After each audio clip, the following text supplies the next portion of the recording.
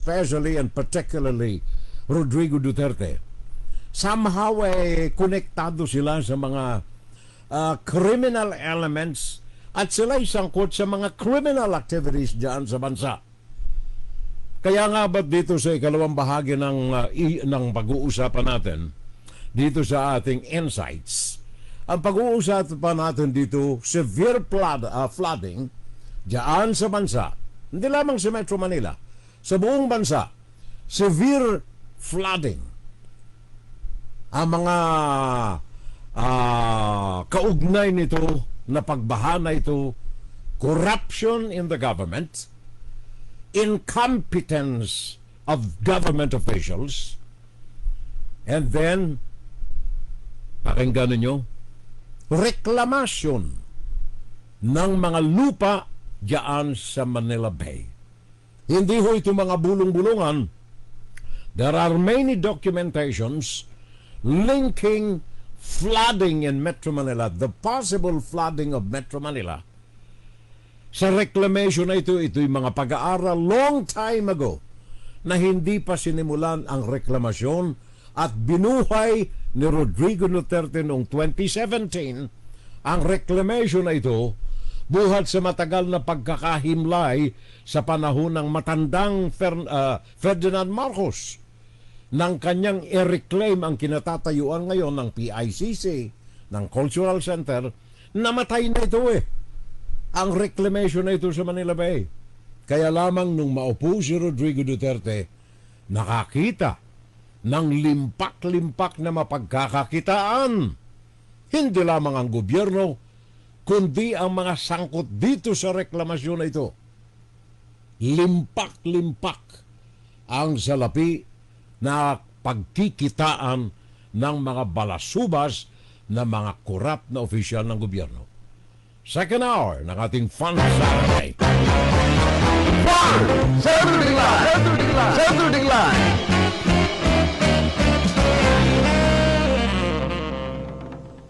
Alam ba ninyo na 99% na mga reclamations na yan ay hawak ng mga pure-blooded Chinese? Inside, Puro-Puro, Opinion, and Saturday Live. Magandang araw po sa lahat ng mga kababayan natin. Nasa second hour tayo ng ating Fun Saturday Live. Well, itong nakalipas na ilang mga linggo, in fact, more than a month, ang nakalipas na. Laging baha tayo riyan sa Pilipinas. Even before itong bagyo na nagdaan ay sumalanta sa Pilipinas, ang mga lugar dyan sa Bulacan, dyan sa Malabon, dyan sa bahagi ng Pampanga, sa lugar ng aking kumpadre sa Pampanga, hindi na nawala ng baha. Nung araw, ang idinadahilan riyan ay yung climate change. Tumaas ang level ng karagatan dahilan sa climate change. Subalit, sa mga pag-aaral na isinagawa, ang isa sa mga kadahilanan ay ang reclamation.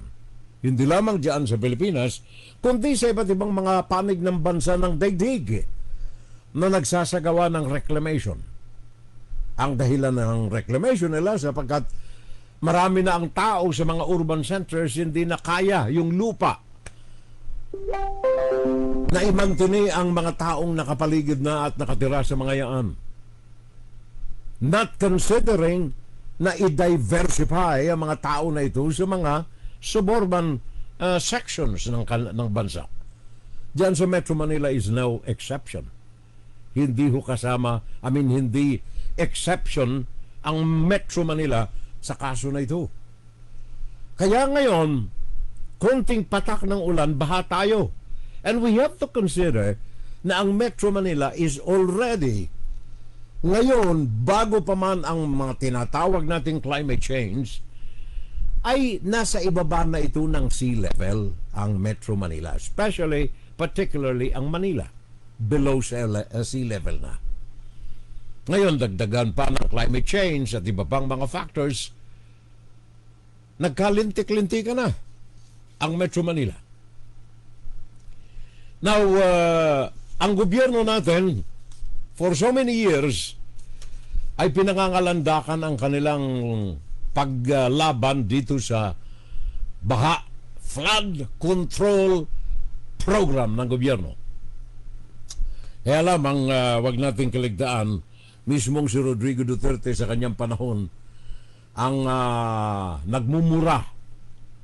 Alam ninyo, ang Department of Public Works ang number 1 na corrupt na ahensya ng gobyerno. Rodrigo Duterte yan. But in spite of that, sa kanyang panahon ay matindi 20 to 25% ng corruption money ang nawawala sa kaban ng bayan. Even at his time, panahon ni Rodrigo Duterte. Laging may funding ang gobyerno laban sa flooding sa bansa, partikular sa Metro Manila. In fact, ayon dito sa General Appropriations Act, ang Department of Public Works and Highways ay tumatanggap lamang, DPWH lamang. Noong 2015, may iniwan si Noynoy Aquino kay Rodrigo Duterte na 42 billion. Isinalin sa kaban sa mamahalan ni Rodrigo Duterte, 42 billion. Funding ng DPWH. Nung maupo si Rodrigo Duterte, na doble ang funding ng DPWH. From 42 billion, naging 90 billion. Panahon ni Rodrigo Duterte. At hindi pa nakontento sa panahon ni Rodrigo Duterte, in spite of the fact ng kanyang pahayag, ang DPWH, number 1 na corrupt na ahensya ng gobyerno. Dinagdagan pa. 2021, 101 billion ang funding ng DPWH dito lamang sa flood control project. Nang umalis si Rodrigo Duterte sa pwesto, ang budget ng DPWH, 128 billion. Pumasok si Marcos, naragdagan 182 billion. Ngayong taon na ito, doble, 244 billion ang inilaan sa General Appropriations Act ngayong taon na ito para lamang sa flood management program. Wala pa riyan yung ibang mga proyekto ng DPWH. 244 DPWH. Ang kanilang proposal next year, DPWH 255 na. A quarter of a trillion. 255 na ang hinihingi ng DPWH. Ang masaklap nito, mga kababayan ko, eto mga records itong nahagilap natin dito. Diyan sa mga proyekto ng DPWH, sa flood control lamang, wag na sa iba, flood control lamang, ay nawawalan ang gobyerno ng record high, nawawalan ng gobyerno ng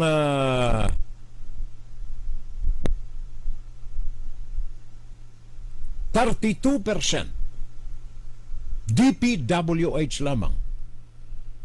32% ang nawawala sa kaban ng bayan para sa mga proyekto na nakalaan sa DPWH. 32%. Noong araw 25, from 20 to 25% ang nawawala. Sana pupunta itong halaga na ito. Magtakay mo 25%. Palagay mo na lamang 25% of 100 billion. Noong 2021, 101 billion. 25% nito ay 25 billion. Saan napunta ang 25 billion? Well, ayon dito sa mga records na nakuha natin, sa bulsa. Sa bulsa. At alam ni Rodrigo Duterte, sapagat, I don't know, may cut ba ito o wala, Pero alam ni Rodrigo Duterte na 25% sa budget ng Department of Public Works ay nawawala, napupunta sa bulsa. Well, alam natin kung ano ang ibig sabihin. Nung mga araw, nababanggit ko madalas ito yung butas-butas na balde. Butas-butas na balde. Ipinasa ng Kongreso ang budget. 101 billion. Yan ay 2021. Pinasa ng Kongreso. Yan ay para sa flood control lamang. Wala pa yung iba riyan. Flood control lamang ito. Galing sa Kongreso. Tumawag si Congressman sa kanyang kamag-anak o kaya paboritong kontraktor. Tandaan ninyo si Mr. Go, Senator Go, ang kanyang pamilya nasa construction company. At ang kanyang pamilya simula nang naupo si Rodrigo Duterte, ang kanyang pamilya ang tumanggap ng pinakang malaking mga kontrata sa gobyerno kung ikukumpara sa kanyang mga kalaban sa kanyang mga teritoryo. Bongo pamilya ng mga contractors. So, flood control, si Congressman o kaya si Senador, nakapagpa-aproba 101 billion budget para sa flood control. Tawag na siya sa kamag-anak o kaya sa kaibigan. Parikoy, ikaw ang contractor nito 101 billion flood control. Ikaw ang contractor. Alam mo na kung anong ibig sabihin. Si Congressman may kita riyan 20%. 20% na sa budget. Si contractor naman, kukuha siya ng mga contractors, subcontractors. Well, of course, kita na siya roon. Magpapagawa siya doon sa lugar ni gobernador. Si gobernador naman, hindi ka pwedeng pumasok sa teritoryo ko. May flood control tayo rito, pero kailangan kong 20% sa budget. O kaya kahit 10% na lang. So palagay natin si Congressman 20%, si Governor ay 10%, 30% na yan. So sa budget na 100,000, nakaltasan na ng 30,000.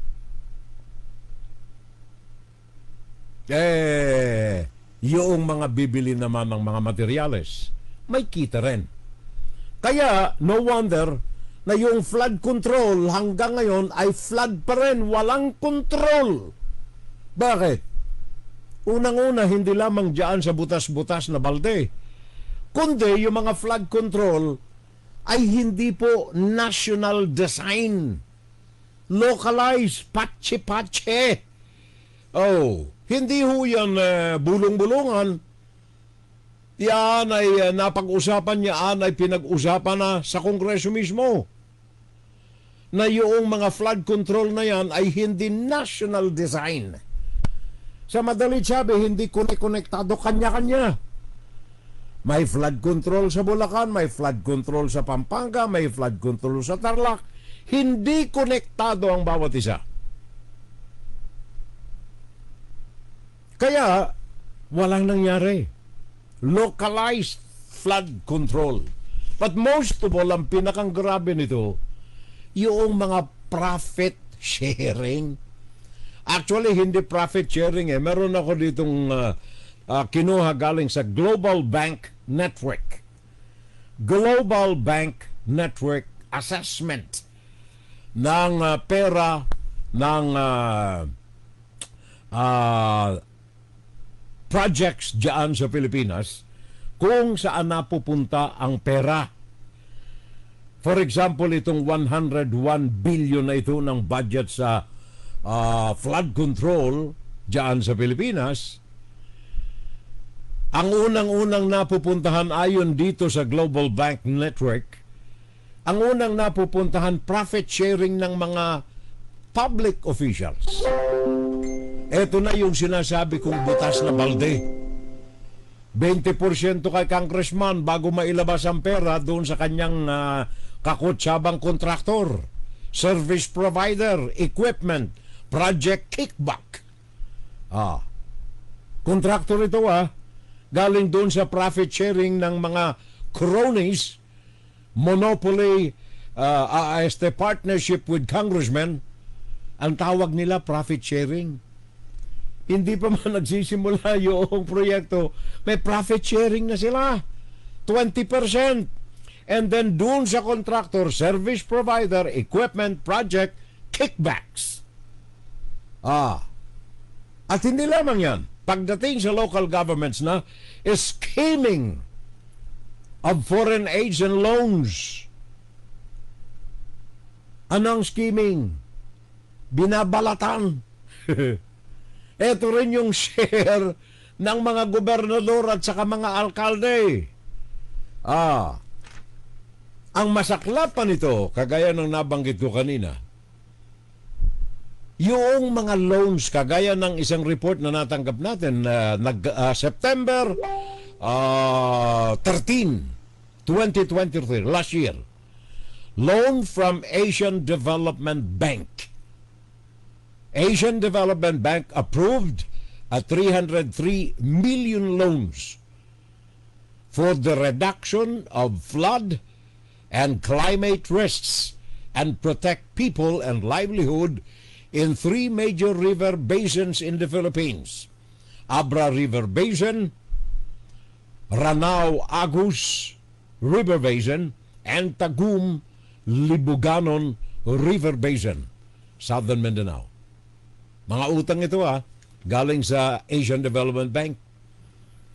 Ang problema nito, ayon dito sa report nila ng global banks, ang problema nito, yung mga utang na yan, instead na napupunta sa talagang mga proyekto, ginagamitan nila ng kanilang mga local funds sapagkat ang mga ito patsi-patsi lang naman, at yung utang na yan napupunta sa bulsa ng mga koruptong government officials in connivance with public works partners or construction companies.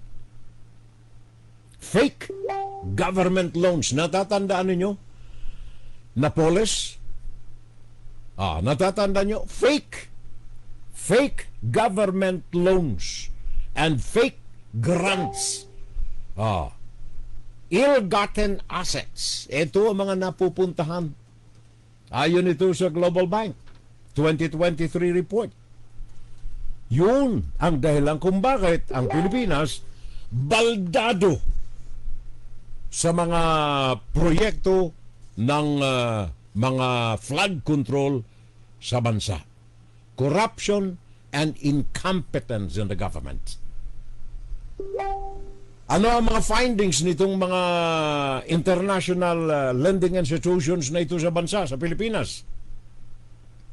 Merong matinding connivance between government officials, particularly congressmen and contractors. Number 1. Number 2, connivance between congressmen and local officials like governors and mayors, and then contractors again. Yan ay kung talagang may projects na nangyayari. Liban doon sa mga imaginary fake government projects. Kung meron, yun ang division ng pera. Kaya pagdating doon sa flood control, kalahati na lang ang funding. Ano ang sabi ng contractor doon sa mga gumagawa? Pagtamaay na lang ninyo. Kung anong abutin ng pera na yan, yun na lang. Aside from being localized project, ang quality pa ng produkto, wala. Localized. Bakit? Ito'y pinag-usapan na rin ito doon sa mga hearings sa Senado, sa Kongreso. Sabagat ito'y napansin ng World Bank, napansin ito ng International Monetary Fund, napansin ito ng Global Bank Networks sa Pilipinas. Ano ang napansin? Walang National Flood Control Master Plan ng Pilipinas. Wala. Nada. Kaya ang baha, hindi na susolusyonan. Bakit? For example, gumawa ng flood control ang, say, Tarlac. Flood control ng Tarlac. Sa kanila lang ito, Tarlac. Bumagyo. Dumaos-dos ang napakalaking tubig galing sa Cordillera. Tumama doon sa kanilang river basin na ginawa flood control sa Tarlac. Walang mapupuntahan yung tubig. Sabagat hindi naman coordinated, hindi connected yung kanilang flood control sa mga flood controls ng ibang bahagi ng Luzon. So doon natambak. Kaya nung araw na wala pang flood control, walang baha sa Tarlac. Pero ngayon meron na. Bakit? May localized na flood control doon I-multiply natin yan sa ibang places ng bansa. Pampanga, for example. Ang aking kumpadre si parang Ed Tulos na taga Pampanga. Nung araw, maski nung ako'y nandiyan, tayo sa DCXL 1977 to 1989. 77 to 89, 12 years tayo sa Metro Manila. Nalibot natin ang Luzon. Noong araw, wala kang mapapansin dyan ng mga baha. Ngayon, nilagyan ng viaduct from Metro Manila, from Bulacan hanggang doon sa Pampanga. Pag umuulan, yung nabara ng viaduct, binaha yung mga palayan doon. Yun, localized.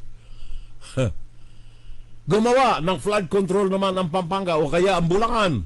Ganon din, hindi konektado sa Bulacan. Yung Pampanga, hindi konektado sa Tarlac. Yung Pampanga, wala, localized din. So ano nangyari? Kanya-kanyang tambakan ng tubig sa naturang mga lugar. Well, yung iba, yung mga nasa Marikina, mga sa Antipolo, sa Rizal, nagkaroon ng viaduct doon sa Laguna Bay. Nagkaroon ng flood control project sa Manila, sa Laguna Bay. Yung daloy ng tubig dumiretso na sa Manila Bay. Nakita naman ninyo yung Marikina River kung bahain. Bakit? Sabagat yung kanilang flood control din, kanila rin Pero palagay na natin yung iba'y nakadaloy doon sa Manila Bay. Oh, by the way, bago ko mabanggit ang Manila Bay, eto pa ang isang problema. Gumawa ng flood control, kunyari, diyan sa Tarlac. Flood control. Gawa ni Governor X. Ang kanyang kakutsaba si Congressman XY. Meron silang usapan, and then contractor nilang dalawa, pinag-usapan nila, may kaltas-kaltas na, nawala na yung kalahati ng funding, na ituloy yung project. Project ni Congressman XY at saka ni Governor X. Naganap yung eleksyon. Natalo si Congressman XY, natalo si Governor X. Nakatiwangwang, hindi pa tapos sabagat yung proyekto ay para sa 8 taon na project. May funding na 8 taon. Natalo sila, 4 na taon pa lang silang nasa paglilingkod. Yung proyekto na yon, pumasok yung bagong congressman ng distrito, pumasok yung bagong governor ng distrito. Sabi nila, kalabang ko sa politika yung mga yun Sila ang nagsimula niya ang flood control na yan. Anong gagawin po natin, governor? Wag na. Gawa tayo ng iba. Di ba? Yung sinimula ng isang gobernador at congressman funded by the national government, nakatiwangwang itinigil sapagkat ang naupong gobernador, ang naupong congressman, kalaban noong mga natalo na dating incumbent. Consistency, wala. Yung mga proyekto ay per public official. Kumbaga, coterminus yung proyekto ng kanilang mga proponents ng mga public officials. Yun ang problema diyan sa flood control sa bansa.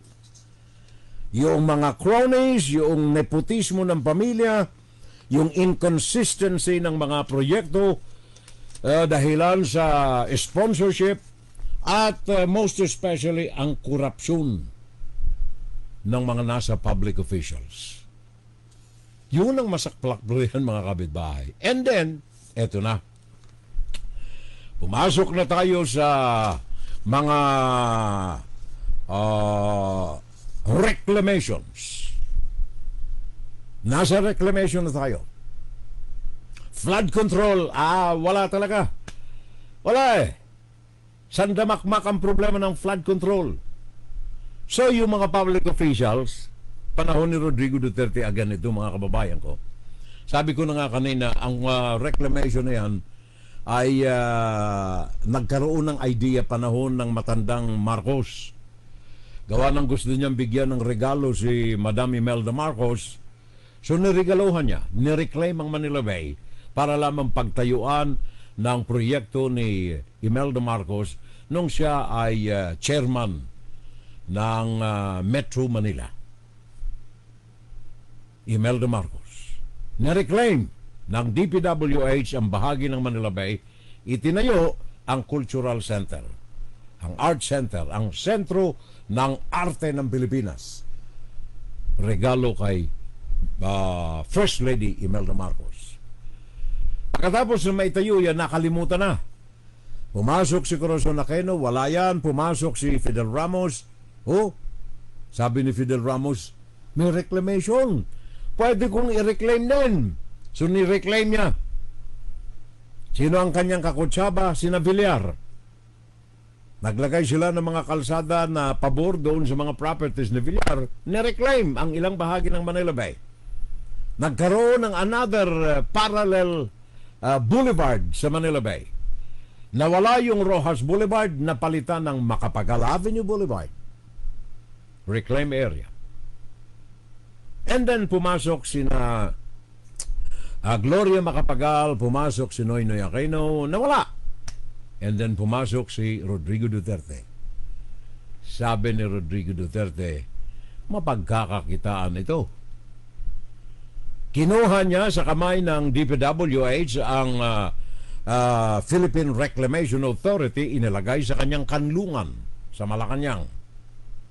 Dito na umusbong ang sandamakmak na mga land reclamations diyan sa Manila Bay. And knowing the socialist left-leaning Rodrigo Duterte, ang paborito niyang mga kasangga ay mga pure-blooded Chinese. Magtataka ba kayo kung bakit umusbong ang 27 reclamation project sa Manila Bay sa panahon ni Rodrigo Duterte, na ang kanyang economic advisor ay isang pure-blooded Chinese, Michael Yang.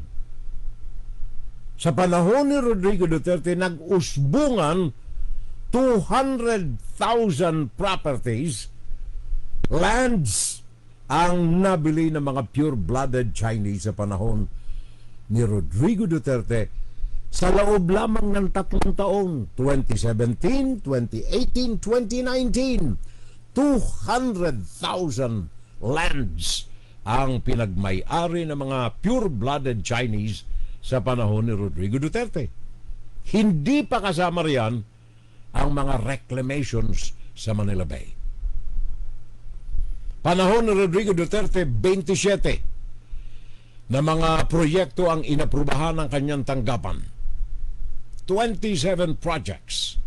Almost 200,000 hectares of land ang sangkot dito, spanning from Cavite, Parañaque, Pasay, Manila, Malabon, and Navotas. Papunta pa ng Bulacan at Pampanga at saka Bataan ang iba. Rodrigo Duterte. Ngayon, noong 2017, ini-announce ni Rodrigo Duterte na inaprubahan niya ang 5 na mga malalaki, 500 hectares, 200 hectares, another 500 hectares, another 350 hectares. San namakmak? Sino mga may-ari nito? Pure-blooded Chinese. Sabi ko na nga sa inyo sa mga nakalipas na broadcast natin, May mga magic words na ginagamit for identity purposes sa mga Chinese. Yung mga tinatawag nilang mga code names, mga solar cities na yan, mga horizon na yan, mga ganyan. Mga ocean cities, mga industrial parks, yung mga na magpangalan na ganyan. From Manila to Pasay to Caloocan to Parañaque, Malabon, sandamakmak na mga proyekto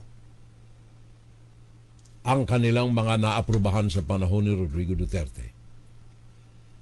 At ang masaklap nito ay mga Chinese. Kaya tinatanong ko, sino ba ang may-ari ng mga reclaimed areas na ito? Ito ba ay pag-aari ng gobyerno? O ito ay pribado ng pag-aari ng mga developers ng mga reclaimed lands na ito? Hinalungkat natin ang records ng Philippine Reclamation Authority. Ang nakita ko lamang na record doon ay sabi nila ang ownership ng specific 348 hectares sa Manila Bay is owned by the Philippine Reclamation Authority. Specific. So ano yung iba? Yan ba yung mga pribado na?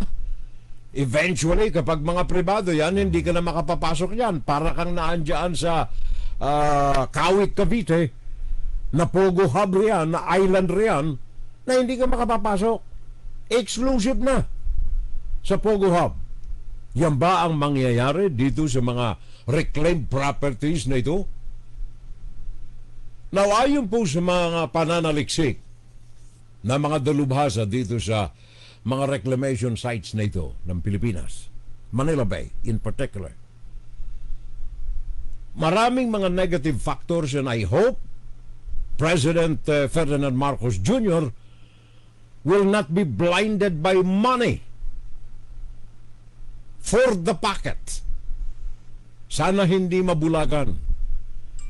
Gawa ng alam natin na sinuspindi niya itong reclamation, pero nakikita natin tuloy pa rin ang iba riyan. Ang pagkakaalam ko ayon sa report na tinanggap natin ay merong binigyan siya ng exemption ng reclamation, at ito ay kasama riyan yung ginagawa ng SM, extension ng SM ng mga C. Ngayon dito po sa mga potential negative long-term and irreversible impact, liban pa sa baha, ito'y kinumpirma po ito mismo ng ating sekretaryo ng DNR, Department of Environment and Natural Resources, DNR. Kumpirmado na yung mga pagbaha na ito is a contribution, one of the contributions of the flood in Metro Manila, galing dito sa mga reclamation sites na ito.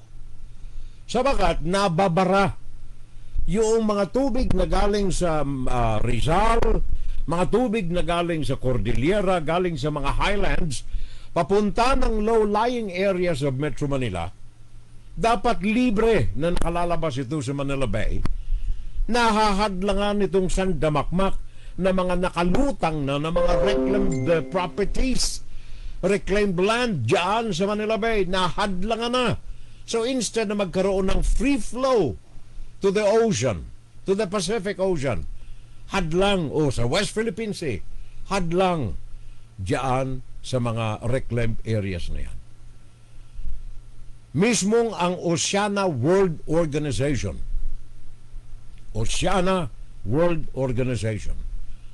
ang nagsabi, sandamakmak ang problema na kinasusuungan ngayon ng mga taga Metro Manila dahilan sa napakahina, very poor studies na ginawa, kung meron man na ginawa na pag-aaral ang mga nasa gobyerno. Kita ninyo, inept. Wala nga lamang mga nasa gobyerno natin eh. I apologize for the term, hindi natin nilalahat, pero I am referring to those policy makers in the country Walang alam. Basta mapagkakakitaan, pinasok ni Michael Yang, sabi ni Michael Yang kay Rodrigo Duterte, i-reclaim natin uli ang Manila Bay. Mapagkakakitaan natin ng malaki ito. At sa likod ni Michael Yang ang pera ng Chinese Communist Party. Potential negative long-term and irreversible impact. Sabi ng Oceana, number one na apektado rito aside from floods ay ang kabuhayan ng mga Pilipino. Yung mga nandyan sa Cavite, nandyan sa Bataan, nandyan sa Zambales, yung mga nandyan sa Laguna, yung mga nandyan sa Metro Manila, na ang kabuhayan ay pangingisda. Premier fishing ground according to the International Ocean World. Ang Manila Bay is a premier fishing ground. Dito nahuhuli ang mga sardinas, mackerel, ano itong pangalan, squid, blue crabs, round scab, at maraming iba pa. Diyan sa Manila Bay. Mate, patay na, wala na. Sabi nitong pag-aaral nila ng Oceana, 67% ng Manila Bay ay accounted for by the fishermen's industry alone. Pangkabuhayan ng mga mangingisda diyan sa Bataan, sa Zambales, sa Cavite, sa mga areas niyan, Batangas, yung mga nandiyan na mga nakatira, namumuhay ng husto sa Manila Bay. 67% ng kabuhayan nila galing sa Manila Bay. Ngayon ay pinatay na. Bakit? Parang ginawa ng China doon sa mga corals, kagaya sa pinag-usapan natin kanina sa West Philippine Sea, yun din ang nangyayari dyan sa Manila Bay.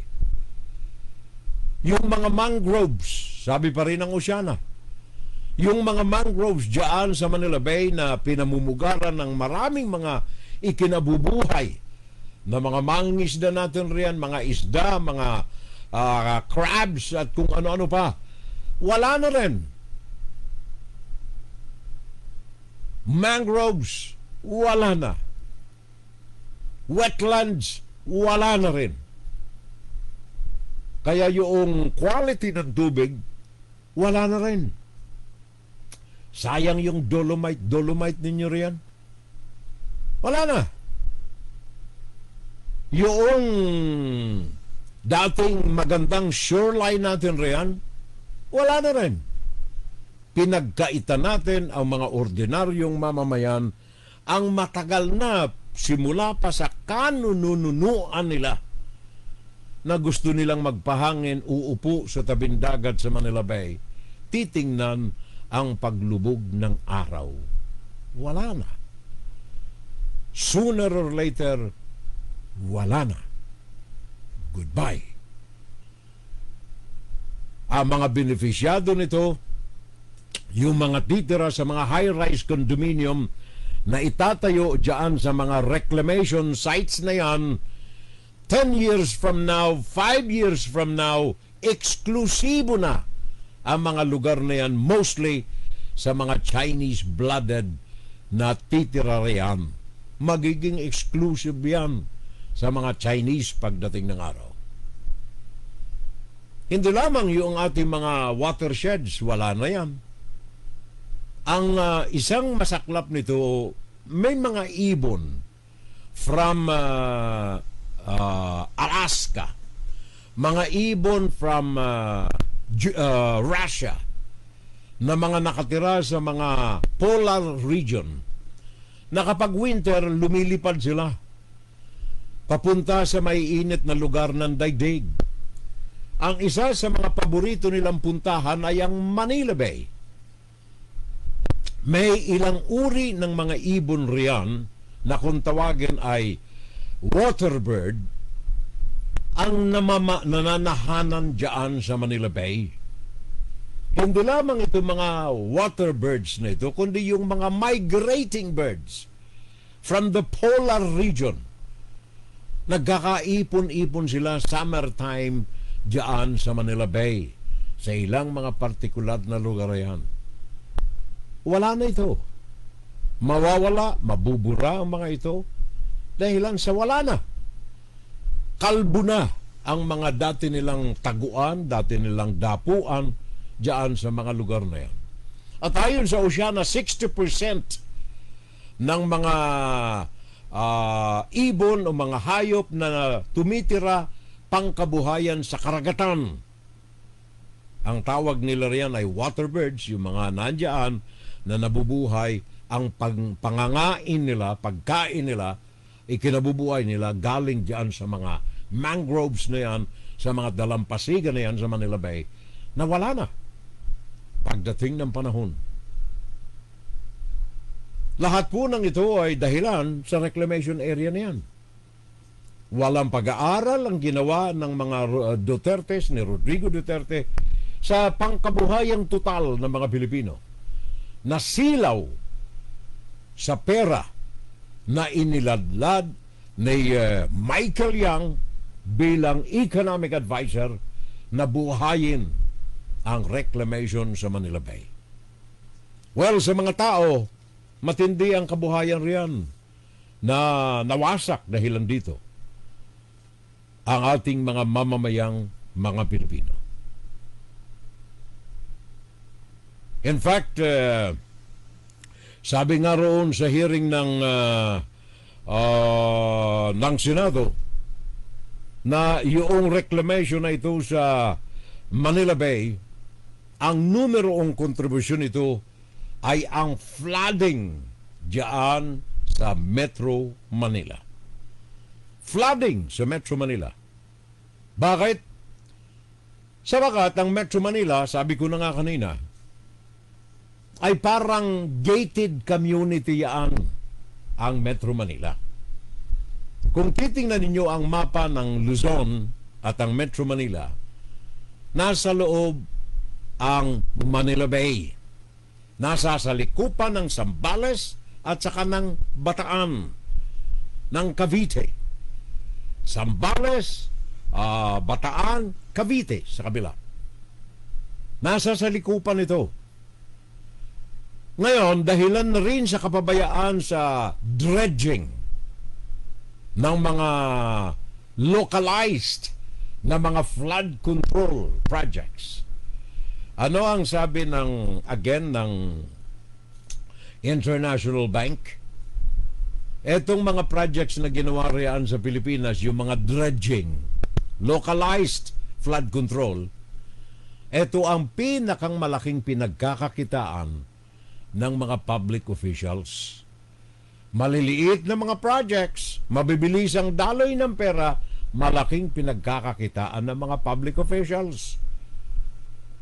Kaya yung nakararating na pera na 50% na lamang ng total budget, sabagat yung another 50% nasa bulsa na, from the congressman to the local contractors and then to the mayors or governors, yung 50%, yung hukay nila doon sa dredging. Maging si Rodrigo Duterte, by the way, sinabi niya yan, na ang malaking pinagkakakitaan ng Department of Public Works and Highways ay itong mga dredging projects na ito. Bakit? Hindi naman nila alam kung gaano kalalim na ang nahukay na mga bulak sa daluyan ng tubig. Yung ibabaw, pinakikita nila, nilagyan ng konting riprap dito sa kaliwa, riprap sa kanan, yung ilalim hindi. Kaya pagbaha, gawa ng mga basura sa ilalim ng ilog, lutang ngayon ng tubig. Yung mga nakapupunta sa Manila Bay, hadlang naman itong mga reclamations. Yun ang problema natin riyan, mga kababayan ko. I don't know kung itong mga ito ay nakikita. Sabi nga nitong World Bank International, itong grupo nila, sabi nila, diyan sa Metro Manila, ang populasyon ngayong 2023, ngayong taon, sabi dito, so 2023, ang populasyon ng Metro Manila umabot ng 35 million. 35 to 36 million. Kasama na riyan yung mga transient populations. Yung mga pumupunta ng Laguna, pumupunta ng Pampanga kapag gabi, babalik ng Metro Manila sa araw. 35 million, populasyon ng Metro Manila. Sa dami ng tao na ito, ang basura niyan ay equivalent sa dami ng tao na ito na nakatira sa Metro Manila. And sad to say, yung mga nakatira sa pampang ng mga ilog, sila ang mga greatest contributors ng mga basura sa mga daluyan ng mga tubig na ito. Kaya sa mga panahon ng mga bagyo, storm surges, report pa rin ang binabasa ko na ito. Sa panahon ng storm surges, ang pinakang malaking mga natatambakan ng mga baha ay yung mga hindi makadaloy na tubig na dapat sana'y isinailalim ng dredging and flood control program para mabago ang direksyon ng tubig, to change the direction of movement and flow of water, sabi rito, ay hindi nangyayari. Gawa ng corruption in the implementation of the project. Kaya ang resulta is massive flooding. Report pa rin ito. Buildings and other structures in the field land. Ito yung mga reclaimed. And the projected reclamation sites in Metro Manila obstruct the passage of floodwaters and the natural channels that divert the water and free flow it to outside of Manila Bay. Kita ninyo, mga reports itong binabasa natin. Ang mga ito ang isa sa mga pinangangambahan na malaking contributor ng mga forecasted massive flooding in Metro Manila ay ang reclamation sa Manila Bay. Large-scale reclamation projects that lead to the dumping and filling of the seas are illegal because they violate our Constitution or constitutional rights to a balanced and healthful ecology. Recommendation yan, recommendation illegal because they violate the constitutional rights of the Filipinos to a balanced and healthful ecology. Well, I don't know kung ito pong mga nababanggit natin dito ay may kaalaman ng ating mga naandyan sa gobyerno. Marami tayong mga batas na inilabas na National Cultural Heritage Act, National Integrated Protected Area System, blah blah blah blah, local government codes. Lahat ng ito ay sayang, baliwala. Among the laws passed by the government, sabi rito sa report, among the laws passed by the government, wala mga nangyayari. Bakit? One reason, corruption. Corruption of government officials by government officials. Kaya sabi rito, yung reclamation na ito, ang reclamation na ito sa Manila Bay is posing a threat also to the national security of the country. Tandaan niyo yung binanggit ko kanina, 200,000 Chinese nationals galing sa mainland China ang nagmamay-ari ng malalaking mga ektarya riyan sa bansa. Unti-unting nadidiskubre ng PAOK, Presidential Anti-Organized Crime, diyan sa Tarlac, diyan sa Porac, Pampanga, diyan sa Bamban, nadidiskubre unti-unti. Sa Cagayan, hindi pa nadidiskubre. Metro Manila, hindi pa nadidiskubre. Pero yan ay isa sa mga pagbabanta sa national security ng Pilipinas. Most, if not all, corporations, pakinggan ninyo ito, who invested in the reclamation are either financed or partnered with Chinese investors from mainland China.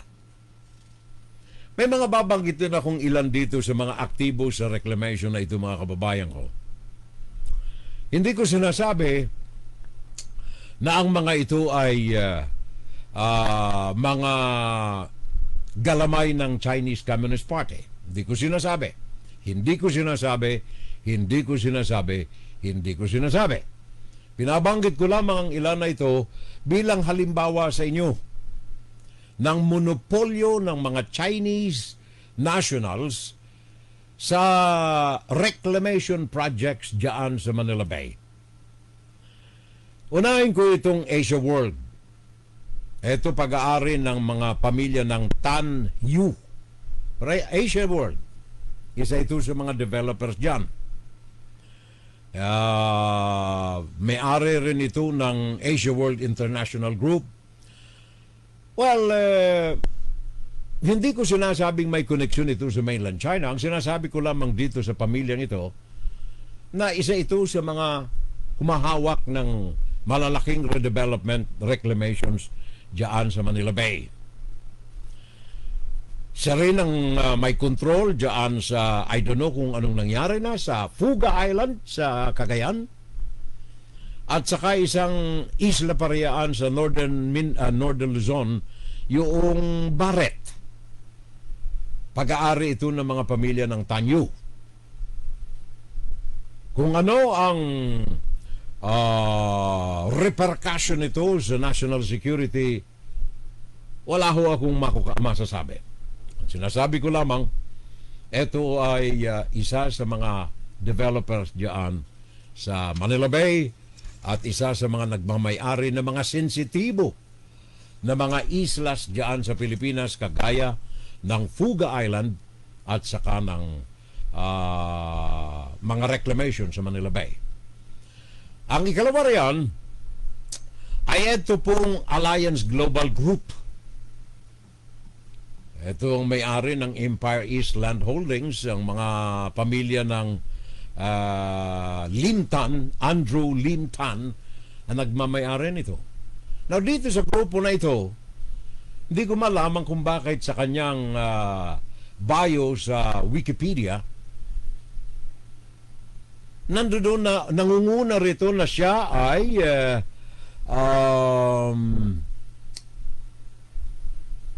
andali ha? Na siya ay asan ba yun?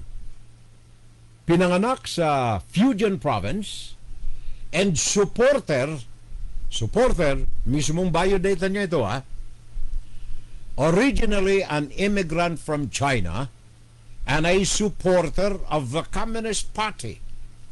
Supporter of the Communist Party. Born in Guangzhou, Fujian Province. Yaan si Andrew Lim Tan.